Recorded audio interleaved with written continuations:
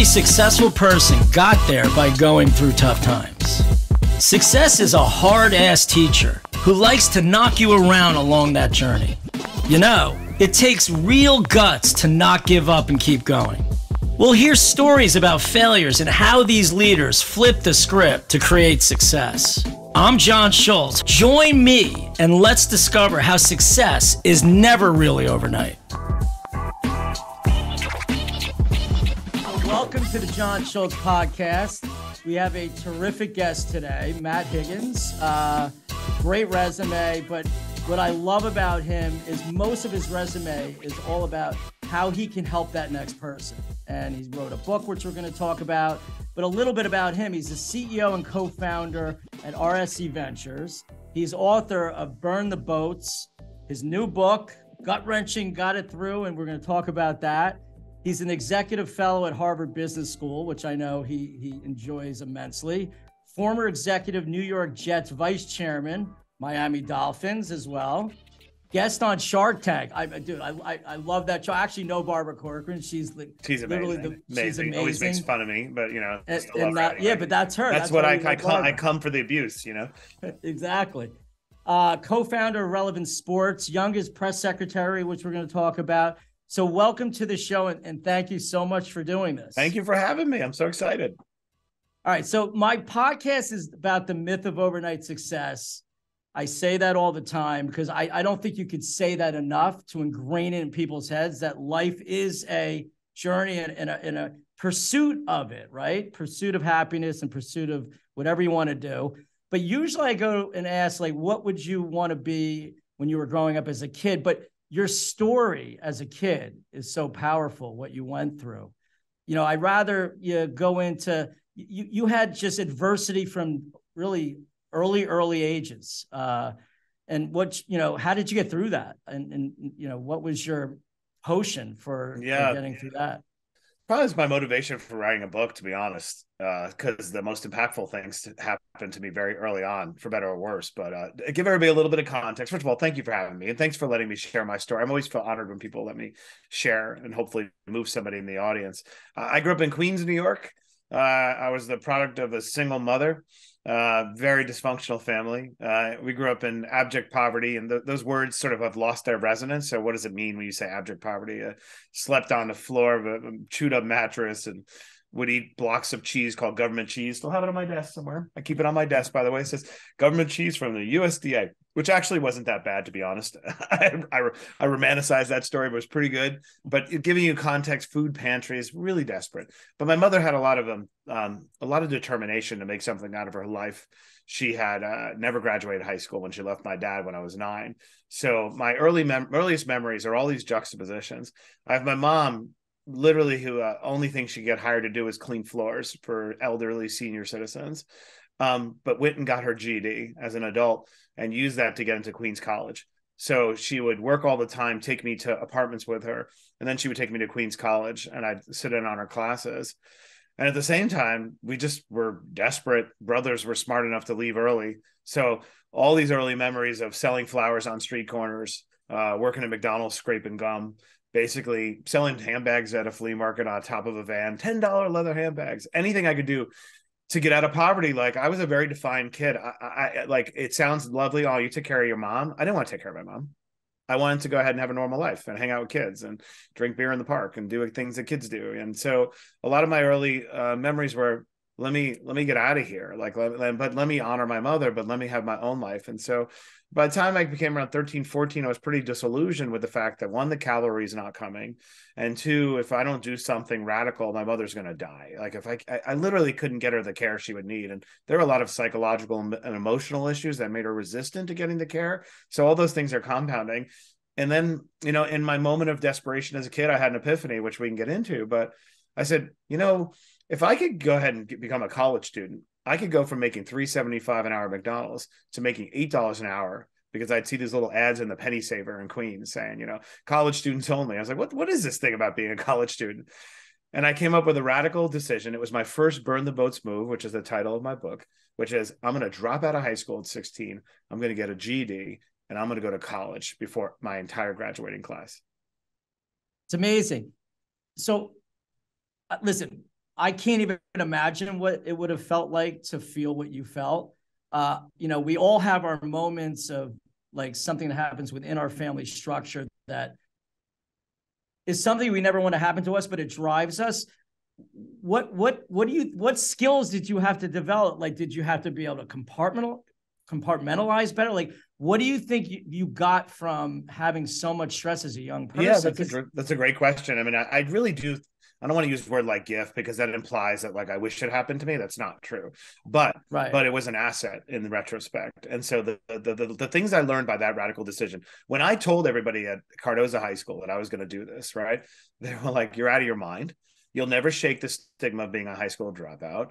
There's no way you can recover from this move." And I remember thinking like, but why? Like, it's so logical given my circumstances. Only in retrospect did I realize something so important. Only you have the full context of your life, especially when you live in shame. I never had a single friend came over my home until the day my mother died when I was 26. I hid my entire life, and that's because I compartmentalized. I wasn't there anymore. It was a dirty house. I was depressed. So I lived two lives. So when I manifest at Cardozo wearing nice Jordache jeans, dating myself because I'm trying to mask my poverty and mask my shame, of course the guidance counselor, like, he seems like a smart kid. What's he going to do? So that's when the second most important decision I made. If you want to be truly successful in life, which is the motivation for this book, you need to give yourself no other option. You actually need to sabotage your optionality so you have fewer choices. So when Mr. Barkin, the guidance counselor, says you're destroying your life, or when I used to get picked up by the truancy police at McDonald's all the time and be like, there he is again, getting arrested. It was like, I had to have no choice. And I was like, what do I do to make everybody write me off? I'm so sick of people telling me that my plan is wrong when I know my mother's going to die. What can I do to make? I was like, I'm going to fail every single class. I'm going to sit with the kids in the beeper in the back of that room, the ones who are making very different life choices, and I'm going to sabotage. And that's what I did. I got dropped out. I failed every class except for typing because I thought that was the one useful thing I could take from high school. To this day, I type 100 words a minute. I failed everything. I failed everything else. So what happened is people went from trying to intervene to writing me off and wanting me out. And so by the time I turned 16, they actually transferred me to a program called Auxiliary Services, which was like technically not dropping out. So I didn't show up as a high school dropout on their books, and thus begin me getting into college. And to wrap up the story, though, I was so freaked out. Like, maybe they're right? You have the moment of doubt. That's the other thing when you're making these burn the boats move. It's a moment of when you've passed the point of no return. You're like, wait, I can't get back now. The only way I can go is go forward. That I had that moment of doubt. But then I needed momentum. I went 2 weeks later, took my GED on standby at a high school in Queens. A year later, I go to my high school prom as Maximus in Gladiator. You know what I mean? I see all the people and the look in their face. Love that movie, by the way. I love that movie. Everything's about Gladiator. On my mark, unleash hell. Like, I returned to my high school prom and I see my guidance counselor, all the teachers, and a look of pity, some degree of derision, had now turned into a look of begrudging admiration in one chess move. And so, why do I start there? It was the inspiration for my entire book, as everything was wrapped up in that little decision. And I start my book on that story because I want people to be able to meet me there as the 16-year-old with shame, desperation, depression, not as the guy on Shark Tank. And you make all these assumptions. Oh, he must have been rich, or he must be totally well-adjusted. I'm not, because these things take time to get over. But anyway, why was I able to do what I did? I do think I discerned the formula out of desperation. And I think my greatest gift from the universe was defiance. Was like, no. I'm not going to let the circumstances I was born into dictate the end. The other cool thing, it's usually the inner voices that take us down, right? We're usually getting encouragement from other people and then letting ourselves take ourselves apart, where you did the opposite, right? You actually, for somewhere, some way, shape, or form, you had an inner strength that actually, that's a great point, because I talk about it on my book. Because if you listen to everyone else, you could have went the other route. Yeah, that's why it's such a great point. I do think that was the genesis of my entrepreneurial journey, because everything I just told you, and you're an entrepreneur, you built this empire, right? Like, everything I told you mirrors the entrepreneurial journey. Wait a second. I had an epiphany. Why aren't you listening to me? The institution you govern called high school is technically a waste of time, and certainly a waste of time for a kid who's just trying to survive with his mother dying in the room next door. So that was, but yet you're not hearing me because you're wedded to officialdom, because it's too messy to accept that you might be wrong. I talk about this in the book. What is a revolutionary breakthrough, right? It's opportunity arrives before the tipping point of evidence. It's interesting. The magnitude of the opportunity has an inverse relationship to the amount of evidence there is to support it. The opportunity of me to drop out of high school, pull forward my life by 2 years, and compound my success, right? Well, that opportunity was so great against the circumstances, right? That of course there's no data to support that it's a good decision. And so I think that one moment of inception of and revelation set forth everything I was doing. And it's played out throughout my life all the time. Like I talk about in the book, so that those who know who are on the entrepreneurial journey and you have that epiphany, don't seek validation of evidence to support it, because it's not going to exist if what you're doing is groundbreaking. Well, what's good about you, your subconscious is for you, where a lot of times the triggers that have hurt us push us the other way and make us, not as effective. I'm not good enough. Where almost everything that happened to you, and of course you don't want it to happen, it gave you this inner strength because you kept breaking through. All right, so you're 16, you're doing this thing. What was your first job? What made you pursue that job? Yeah. So next pattern I sort of discerned about the universe was like, whoa, now I'm on this accelerated trajectory, right? And I started asking myself this again. I'm packaging this in retrospect, so it wasn't as formed. I don't want to sound like little baby Einstein, right? I was like, wait a second. Like how do I keep accelerating as fast as humanly possible? Remember, my goal is to go from $3.75 at McDonald's or $5 an hour at the deli to enough to take care of my mother and get the hell out of that house so I can have a girlfriend, right? How do I do that in the shortest period of time? What I started realizing is, if I make myself indispensable, whatever it is I'm doing right now, somebody's going to give me permission to solve a new problem, right? A job is just a problem that's been delegated by the convener of capital, right? That's all it is. So, right. At McDonald's is like, I don't want to scrape that gum under those tables. Matt will get on his hands and knees and be the best damn gun scraper there is. Once you do that, that guy's like, Bob kind of sucks at doing the fry grill. I was like, maybe Matt could do fry grills too. And so I discerned my first promotion as a little kid was to be maintenance manager of the party room at McDonald's in Springfield Boulevard in Queens, scraping the chicken, particles from the corners. But that first moment of thinking, oh, jobs are just problems that are being given to the person who's indispensable and is willing to take it on, right? And so that set in motion. The first big boy job I got was actually as a writer, was leveraging my asset. I was a great communicator as a kid. And I was like, what are my leverageable assets? I'm going to kill myself, rendering myself indispensable, doing menial tasks, and I could communicate. And I got a job at a newspaper at the Queens Tribune with a little column called Action Desk.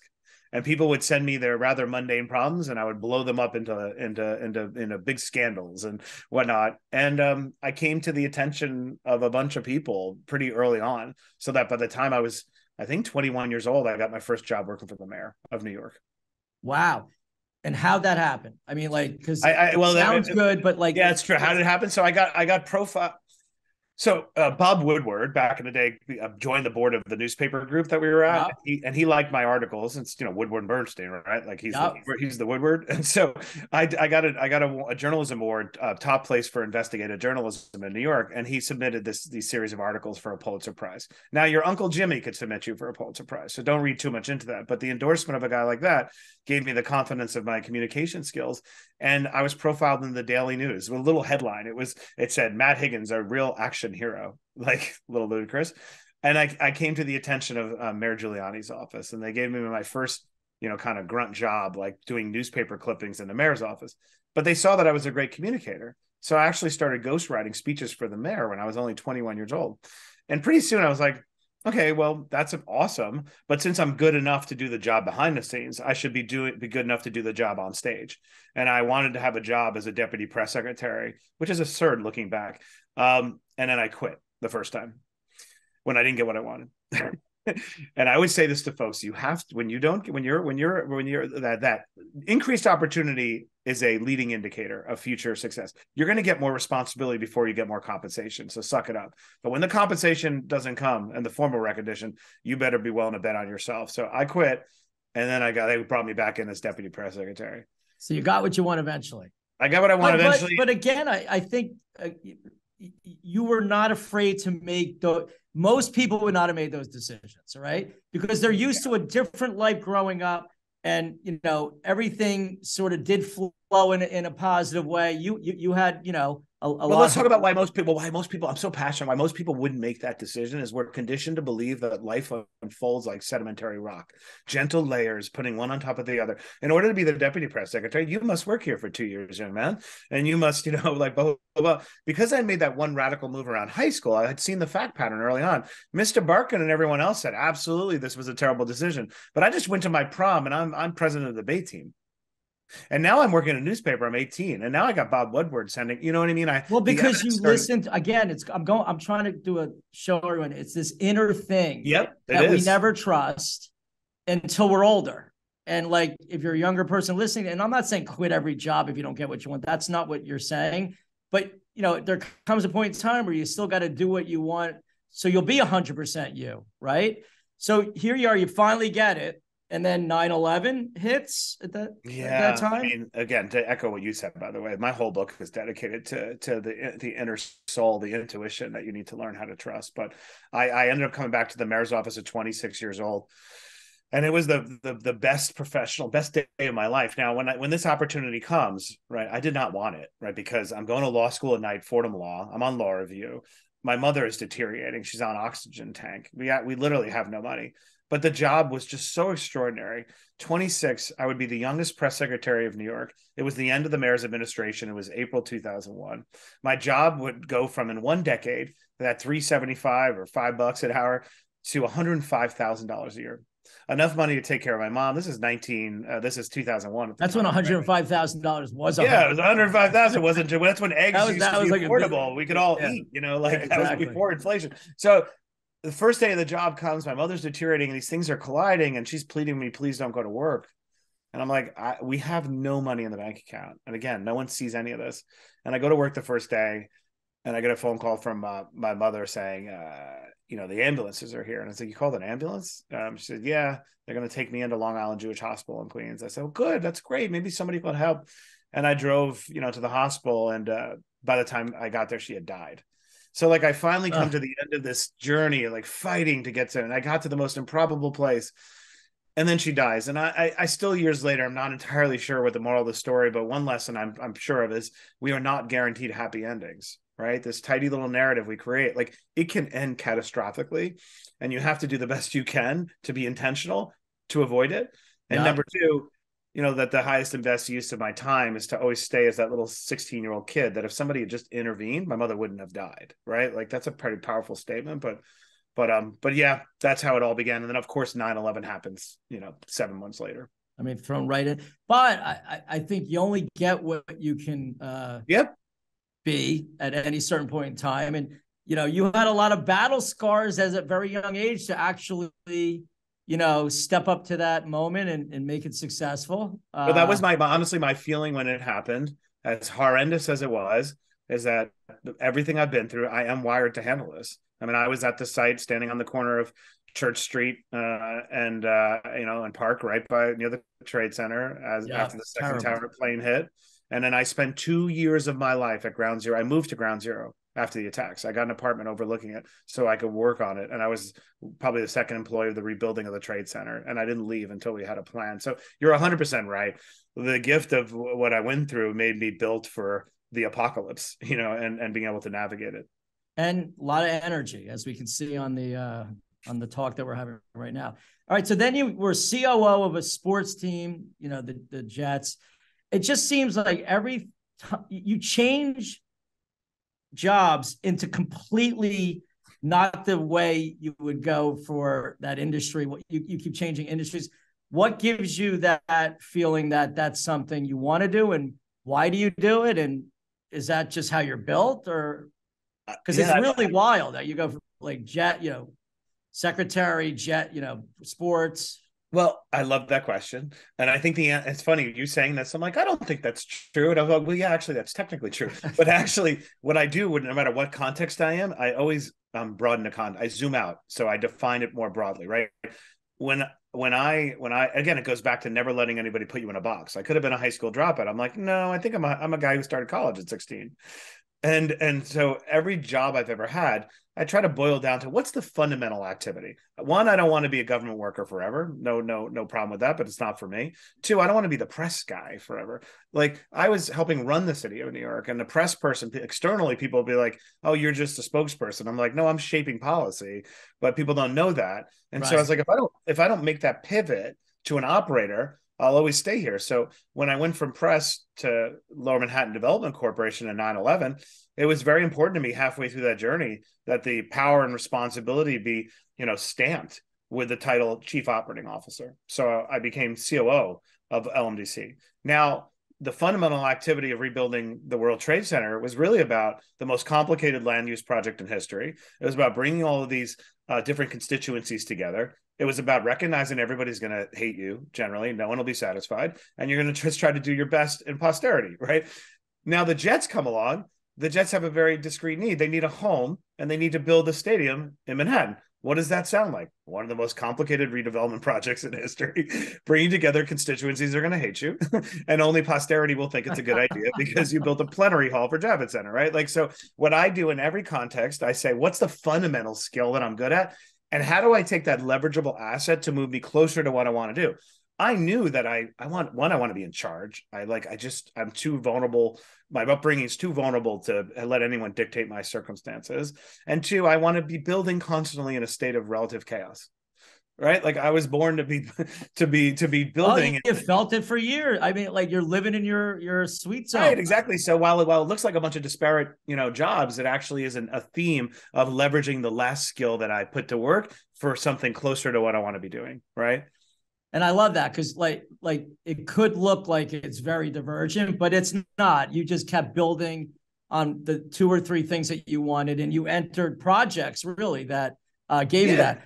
So, and for anybody listening there, young people trying to figure out their career, there is a tendency to get a little nervous about things like this. Oh, well, your resume might look flaky, or people aren't going to understand how it all fits together. I had to overcome because I took a lot of incoming from people being like, what the hell is this? And I'm like, you know what? I don't really care if you understand it. Why do I care? Why do I care if you like funds, investment funds are like, here's our investment thesis. I was like, you're full of shit. Like, I don't actually care if anybody can interpret my journey. It's mine anyway, but it's fun talking to you about it because you're there always will be someone that will, right? Yeah, I mean, exactly. and that it's usually a better synergistic situation. So you've done all this chaotic, really pressure-packed stuff. I mean, with people that hated you. I love how you say that because no one can really hate you. I get what you mean though. And then you get this, I guess, ability to go on to Shark Tank. And I read that that was your scariest moment. Like why was that your scariest moment? I mean, you had so many crazy times where I would think you would say it's a different moment. I think it's because I was stepping out from behind the curtain, probably. I think I was in a particularly fragile, vulnerable period of time rebuilding my life post-divorce. I think I felt like my track record hadn't been proven and I hadn't really earned the spot on that stage, if I'm being honest. I actually still think that's kind of true. So you felt like an imposter? I did. I felt like a total fraud and an imposter. And I also felt like very bad things were going to happen. I don't know how much of it honestly is an imposter versus some bad Pandora's box has been opened about being self-aggrandizing. I was embracing ego, even though, and I say this completely honest, I did it for very tactical, practical reasons and not because my ego would swell. I don't care that I'm on TV at all. I don't even watch TV. It's the fact that when you're on Shark Tank, I love the show. It's the one thing I would watch. It's a great show. It's a great show. I'd watch it with my son. But let's be perfectly honest, being on that show telegraphs a lot to the world about who you are, right? You're a great investor, great track record, you could perform. There were very practical reasons for doing it, but mostly I felt like everyone would see right through me and see that kid eating, government cheese. So it's imposter syndrome, and we all have it. I don't care who you are. We all experience it. And the minute you embrace that, that's okay. And for me, it drives me. I mean, I say this a lot on my podcast, My favorite movie is Rudy. My favorite, I want to feel like an underdog every day. I'm doing everything I can to make myself feel like one every day. By the way, I love that. And I also think that if we 100% agree with you, I now come to see it as a feedback loop. If I'm not feeling it, I'm like, well, that must mean I'm not doing anything that requires me to update my resume. And the reason why we feel like imposter syndrome, it's sort of obvious. If you look at, if you're doing new and something uncomfortable, you are the cousin of an imposter. You're an interloper. You are injecting yourself into a new environment for which you have not been admitted, right? You're technically an interloper and you're upsetting the gestalt, the energy in the air. And therefore it creates this feeling of imposter. You don't belong here. So you have to retrain your brain to see it as just simply feedback that you're doing new, uncomfortable, hard things. All great when you're not on the set of Shark Tank. But Damian John gave me one of the best pieces of advice. I pulled him into he's from Queens too, and I pulled him into the dressing room. I said, let me just be honest with you. Like, I'm definitely, my head's not in a good place. I don't know why. This should be the best moment of my life, blah, blah, blah. And he goes, Matt, let me tell you something. Don't worry about anybody else, what those effers think of you or anything. Like, he's all like street, great comment. And he goes, you belong here because you are here. Yes. That's all he said to me. And I always remember that. The point of that statement is the only proof you need to have, the only validation is whether you are actually in the room, because nobody's going to say, attaboy, attagirl, you belong. You simply are. And so once you accept that, if you look around, wait, I am at the boardroom table. I belong here. It was actually so profound and so simple. And I refer back to that all the time. I belong here because you are. I completely get that. Like, you got to set yourself up for that confident feeling. I get it. And you do belong there. But like, I think what it is, and maybe I'd love to hear what you have to say about this. We don't really do anything on our own. Like, so whatever accolades we think we're getting, there's always, you have a partner, you have a company, you have 5 other people that along the way maybe even gave you that idea, but you just happen to actually take that little extra step. So I think it's okay to understand that, like, I get the feeling. I understand why we all feel it. I think, and that's part of the reason. I don't know what your thoughts are. It's a good point. So you're basically saying, because of the fact that there is a degree of you're taking credit for something that others have contributed to. 100%. But it's funny you said that. Never one person. I spend so much energy trying to asterisk the crap out of my life and myself. Number one, both in terms of my philosophy, to say, hey, by the way, this is aspirational. I barely can implement my own book. One of the best parts about writing a book is I get to be like, oh, I put that in writing. I probably have to try to live to that, right? Like, that's number one. And number two, there is no end and beginning of anything. Like, did I write this book, or did my mom write the book, or did, my wife enable the book? Because I wouldn't even be sitting here without my wife unleashing. 100%. So I love what you said, because part of the feeling of hypocrisy is the imposter syndrome is the hypocrisy. And you're taking credit that you feel a lot of other people deserve. So it's right. But if your heart's pure, like, I love this conversations. If I always say, if you're asking the question, you already have the answer. If you and I are actually wondering if we're distributing credit enough, well, then we probably are doing the best we can, because sociopaths aren't asking questions. Well, that's a whole nother. That's a whole other thing. That's a whole other podcast. Yeah. So, all right. So, you wrote this book. Let's talk a little bit about, like you said, your mother, I get it, your wife enabled you, but like, why did you do this? Writing a book is very difficult. You already have all this other stuff going on. Like what makes you even want to write a book? So I'll break it down. The part of life I enjoy the most is when somebody has tremendous gifts. They're special, they're magic, and they're missing a little piece of the puzzle that I could prosthetically install and pull forward their life in some big way. Yeah. It feels magical. And so it could be somebody I meet on a Zoom, which just happened to me 2 weeks ago. And I was like, wow, you're an incredible CEO, female CEO. I was like, you should be on Shark Tank. She's like, well, it's on my bucket list. I'm like, let's not wait till you're on the brink of death to sort of do this. I'm going to do it tomorrow. I'm going to introduce you to the producer of the show and see if this is why we met. Like, I love those moments, and they happen one-to-one all the time. I'm sure they happen to you too, because you've had an incredible career, right? People are coming to you, and if you could just contribute one little thing, right?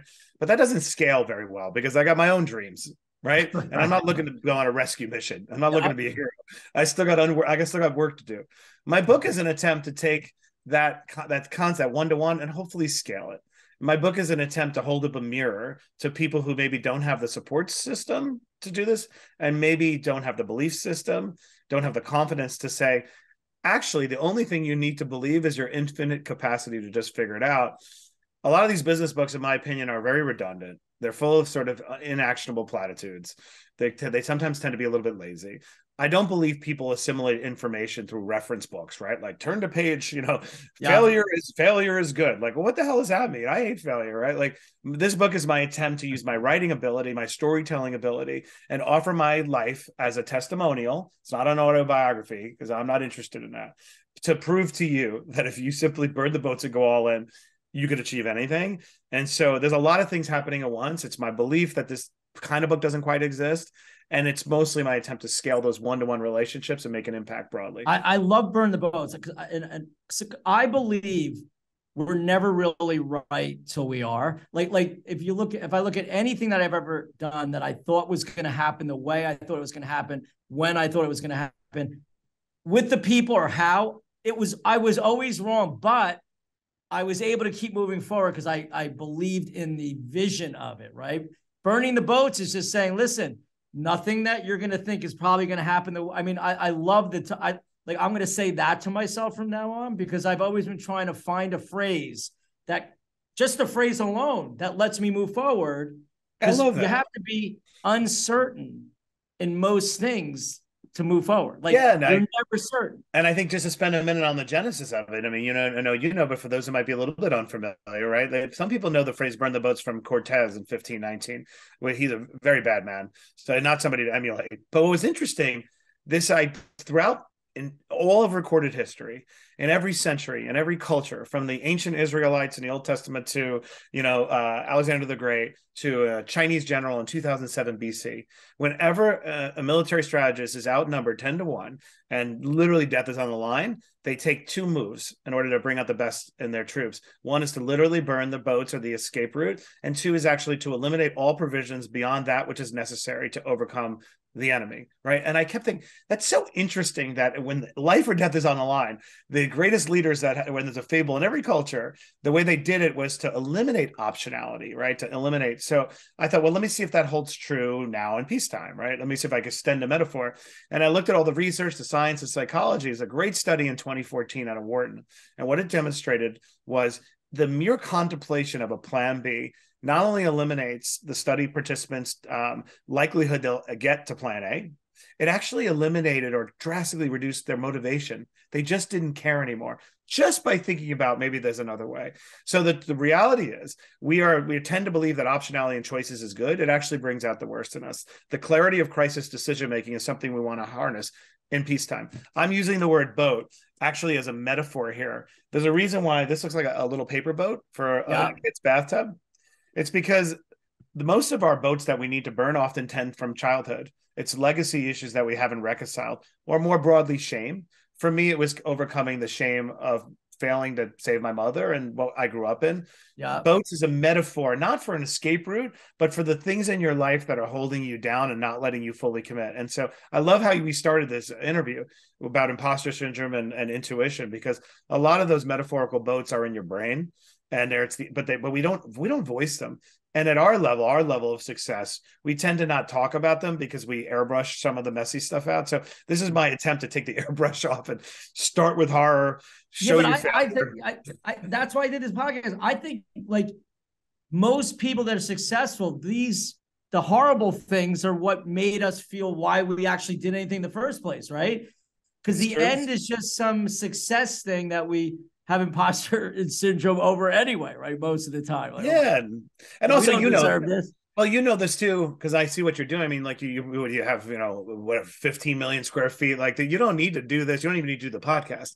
The joy of living is in the striving, not the winning. It doesn't mean that winning's not great, but anybody who's experienced the victory of winning knows that it's hollow and that you have melancholy. Ask any Olympian or any marathon runner, right? So part of what I want to construct in this book is to prove to you that actually what you seek in life is perpetual pursuit of growth, and that you're trying to touch the ceiling of your ambition, because we don't know why we're here and we don't know where we're going, but we're wired to try to see what's the best we can possibly do while we're on Earth. But for a lot of people, that's hard to do. It's hard to stay in that cycle. And so you'll like this part, since you're in real estate. my whole philosophy is actually comes from a zoning context. I ask myself a question every single day, every week. What is the highest and best use of Matt Higgins today with my time, energy, and resources? It's from zoning to make sure that property is always put into production based upon its context. A warehouse in Tribeca in 1920 was good for slaughterhouse. In 2020, it's good for Leonardo DiCaprio's bachelor pad, right? Matt Higgins is an amalgam of that which came before last week. I'll be different after this podcast with you. You've changed my life in some way. And so we constantly have to re-audit and say, okay, what do I do now? That's how you live a life of perpetual growth, by asking that question constantly and being intentional. I never would have been at Harvard as a professor had I not been on Shark Tank, because once I was on Shark Tank, I said, what's leveling up here? What's a little bit harder? I was like, believed in yourself more. It's like, I did. But that's good, right? Because that's why it takes a while to actually get to where you want to go. And then once you get there, you want something else anyway. So I hope everyone enjoyed this. You got to read the book. It's good. It just has, like, from what I read through it, it just got so many, tidbits of inspiration, and you only need one little thing to make you make a life decision that you never would have made. I'm so happy you came on, and you were a great guest, and I can't appreciate it more. How do we find Matt Higgins? I know you're on LinkedIn because you got great content. Is there anywhere else where people buy the book? Well, first of all, thank you for giving me the forum. It's amazing. And you've had an amazing career. So I appreciate the dialogue. Thank you. And pulling from you as well. I'm on M Higgins on Instagram. I'm on Twitter, although it tends to sometimes be a hateful place. Don't spend too much time on Twitter. LinkedIn is where I spend more of my time. And my website is www.burntheboatsbook.com. Well, everyone read it. I think you're not learning, you're dying. I mean, my most fun part of the day is when I've learned something new or talked to someone that gave me just these little tidbits of inspiration, like I said, that drive me forward. Again, thank you, and I'll see you soon. All right, thank you so much. Take care, everybody.